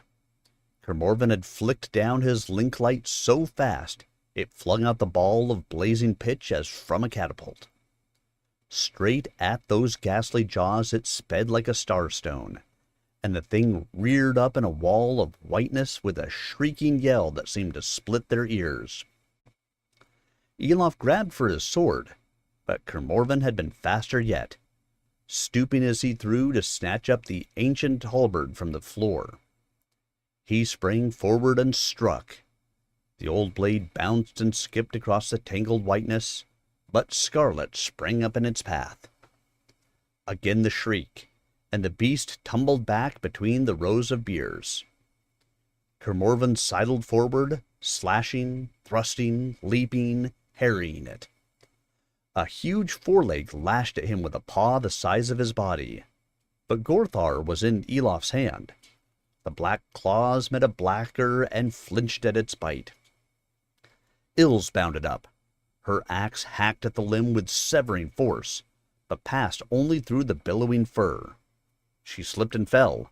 Her torch rolled aside, the paw descended. And then Kermorvan had flung himself across her, and the blow fell upon the upraised halberd. The white muzzle snapped forward. Rock's mace struck and bounced, and a yellowed fang cracked in bloody ruin. The beast reeled and fell on its sloping back, howling and clawing at its jaw with its long forelegs, its shorter hind legs beating at the air. Kermorvan scrambled up, helping Ilse, while Rock caught up the torch and ducked back. "Light another!" yelled Elof. "We dare not be left in the dark now." Then the thing made another blundering rush, and he thrust Gorthar to meet it. But the halberd hewed out in front, slashed a bloody streak below the eyes, and the beast jerked away, snarling, its claws scrabbling and clicking on the stone. Ilse stumbled to join them, and together they advanced on it, weapons swinging, forcing it back till its haunches met the door. It reared up as if to spring, but new light flared in the tomb. Rock leaped forward with the fresh torch blazing and thrust it straight at the bloody muzzle. The creature, caught off balance, tumbled back in a scrabbling mass and fell out through the narrow opening into the corridor beyond. After it leaped Kermorvan, blade poised and the others behind him. Halberd arced upward, flung like a spear, but the beast sprang while the haft was still in Kermorvan's hand, and in the air they met. Right in the angle of its massive neck the point took it, and deep into the fur it sank with all Kermorvan's strength and the beast's own weight to drive it. Down on the stones crashed the creature, snapping and shrieking at the tormenting shaft. "Is everyone out?" cried Kermorvan, thrown against the wall by the force of the blow. "Have we all our gear? Then Elof, shut that door!" Elof turned and seized the grippers protruding from the keyhole, and thrust all his weight hard against the rim. The great slab swung before him, ground forward on screaming hinges, and smashed into its socket with a reverberating crash that drowned even the screams of the wounded beast. The floor shook, stones and dust fell from the ceiling, and to his horror, Elof saw a crack race and radiate across it like the root of some dark plant. He twisted his makeshift key in the lock and sprang back as a wide chunk of the ceiling crashed down where he had been standing. Above the dust cloud, he saw Kermorven, sword in hand, hacking and slashing at the writhing heap of white before him. "Get back!" Elof shouted, hearing his voice crack. "The roof gives!" Kermorven sprang back. Then Elof cried out in horror as the creature threshed and struggled back to its feet. Blood poured from its panting muzzle, dripped from the deep slashes on its side. The shattered truncheon of the spear drooped from its neck, and yet, with ferocious fires unquenched, it reared again to spring. But it was not to have the chance. One massive paw, upthrust, slammed into the sagging center of the vaulting, with more than enough force to dislodge it. The whole center of the ceiling fell in, and with it a cascade of broken stone from above. Down upon the snarling head it fell, and the creature vanished in a thundering slide of rubble. "Run!" bellowed Rock as he and Ilse scuttled back. "For your lives!" Elof, ducking frantically, grabbed Kermorven's arm, and together they fled down the passage, racing the cracks that spread along the roof. Glancing back, Elof glimpsed briefly the upraised hammer of Ilmarinen on the door. Beneath it, a white-furred leg kicking above the rubble. And then all was thunder and collapse.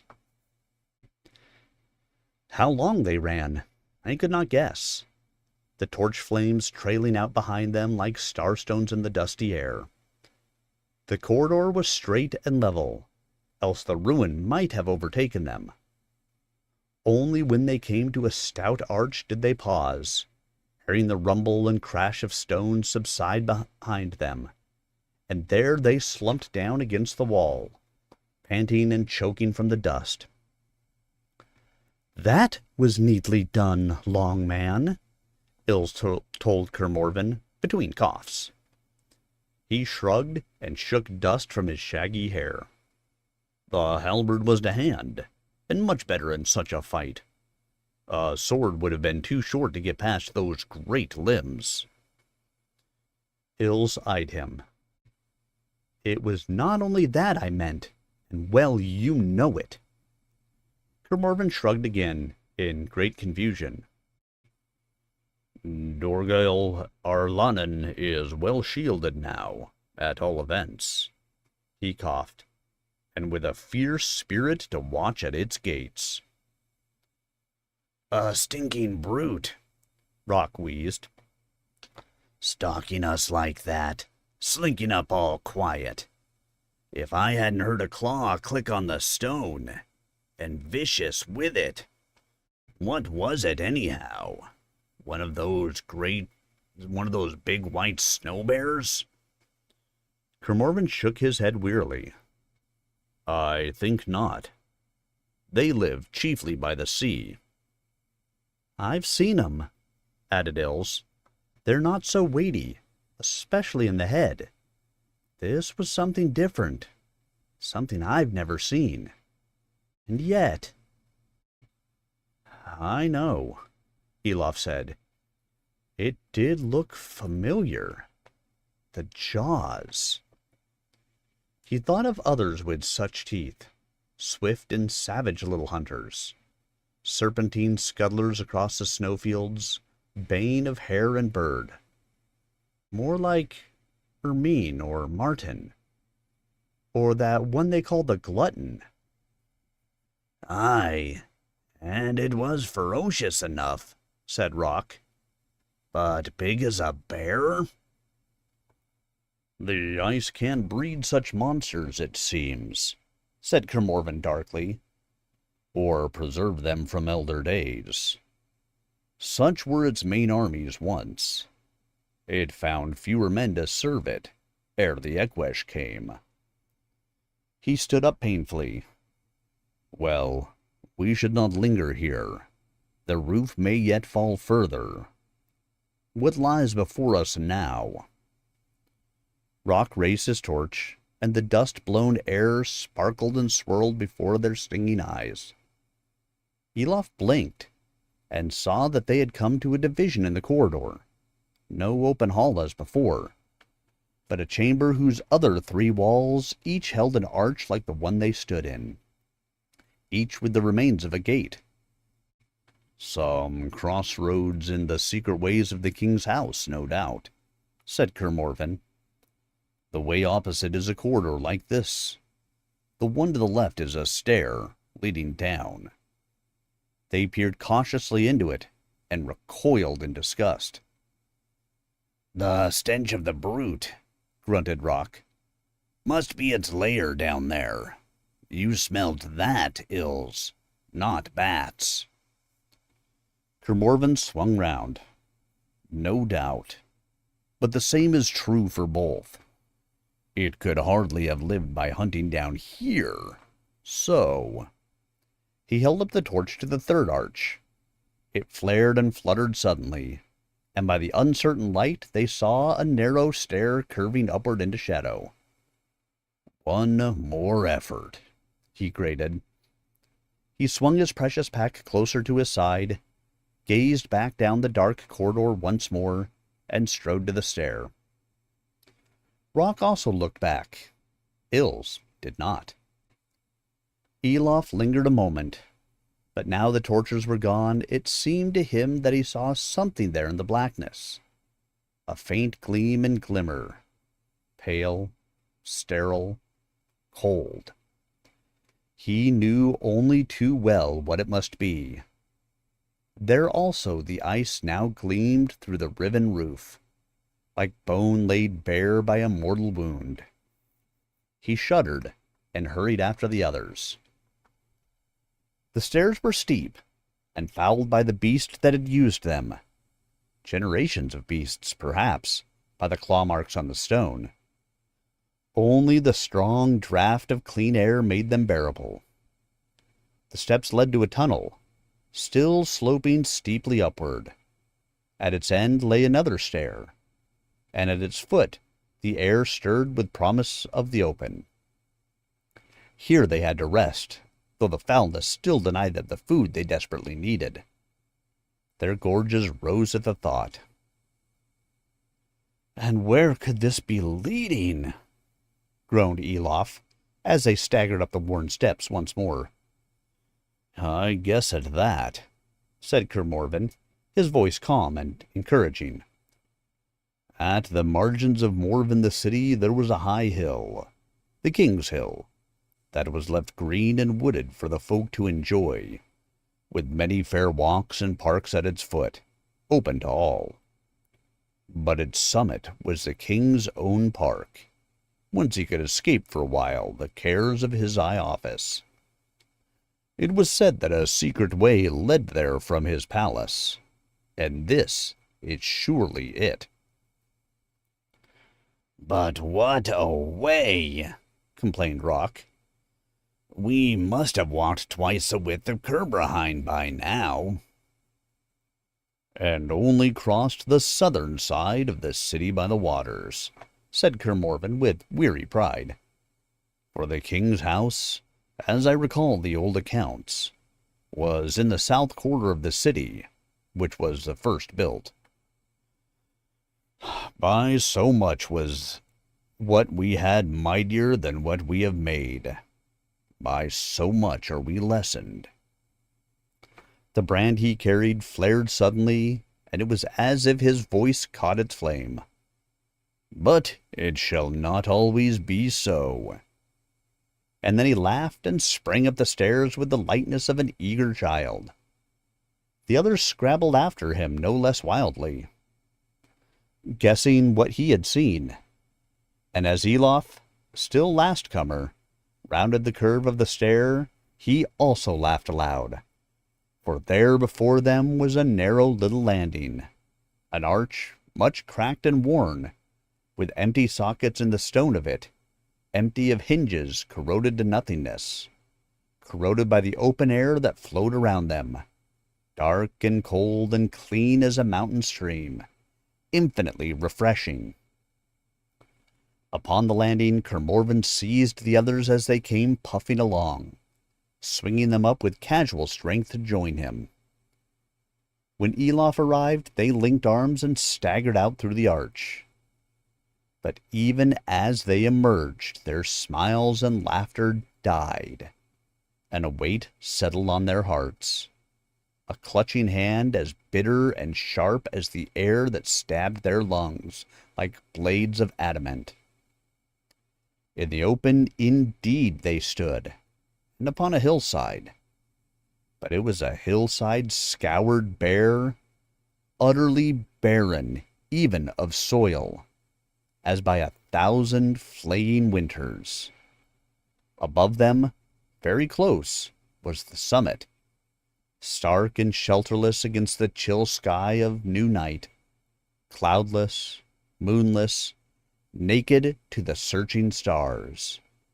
And not far below them the hill of stone vanished, engulfed as by a sea. But the sea was calm, its waves unmoving, solid, their flanks faint streaks of gray against the enveloping whiteness. Elof remembered his first sight of it, this dazzling mockery of a living ocean, and the summits that thrust up from it like short-lived islands, their resistance pathetic, meaningless to a foe that could wait upon the leisure of time and wield the weapon of erosion.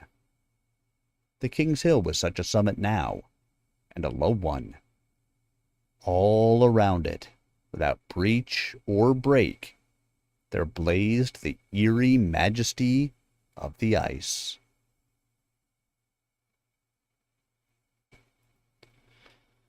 Whew, this dude has the longest chapters in the world. Swear to God. All right, where are we at? 45.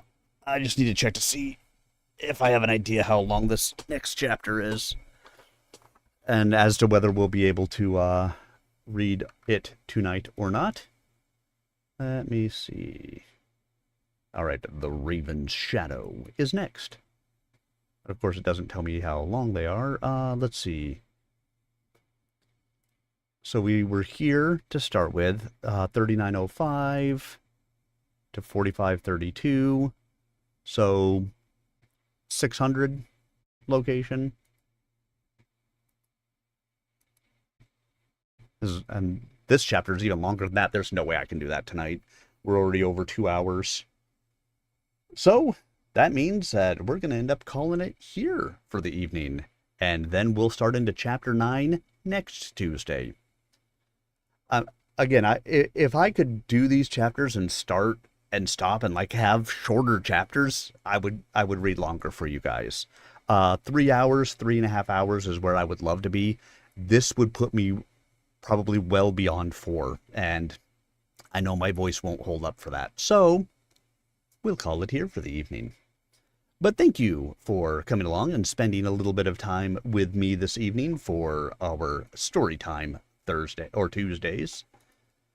Of course, as always, thank you to all of you. The greatest gift that you can give to a streamer is the gift of your time. And I appreciate that you guys gave me the gift of yours this evening. Whether it was for 5 minutes or, 2 hours and 15 minutes. Whichever way, thanks so much for having been here with me. I will, of course, be back again tomorrow for... Let's see. I should be back tomorrow for Pathfinder Wednesday. It may be a little bit later than normal. I may have to start my stream a little bit late. As I have an advisory board meeting with Project New Hope that I have to go to. But I will be back and joining the game as soon as I am able, and will come and probably join in progress into Abomination Vaults. And then Thursday, of course, is Stompy Mech Night.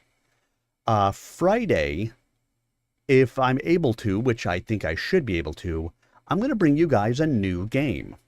Right now, PAX DEI, PAXDEI, is in early release. So it's, it's new. It's not going to be quite right yet, but it's supposed to be, kind of a survival-based game, an MMO-based game, some of that stuff. You can join clans and alliances, and you can fight, things out in the forest and build some of that stuff. I picked it up the other day, and I've started to play it a little bit, and I'd like to bring it to you guys. So if I'm able to, Friday, we'll go ahead and look at PAX DEI.